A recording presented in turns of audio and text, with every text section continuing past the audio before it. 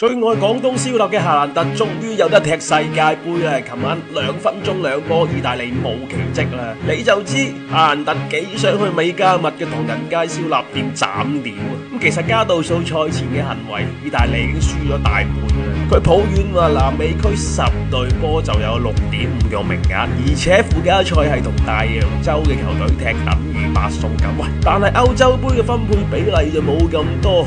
而且附加賽係自己內部消化，覺得唔多公平咯。咁係咪要整個歐美區附加賽先公平呢？嗱，將葡萄牙同阿根廷分到同一組，俾個頭名先可以出線。哇，咁仲正過正賽啊！嗱，加度素嘅呢番話咧，真係將意大利擺到好弱者嘅姿態，對自己又好無利。06嗰屆黃金一代冇一個可以拯救意大利啊！附加賽佢哋嘅對手有可能係瑞典、羅馬尼亞、北馬其頓、北愛爾蘭或者威爾士啊！哇，意大利已經連續2屆無緣世界盃正賽，加度素真係夠晒壓力啊！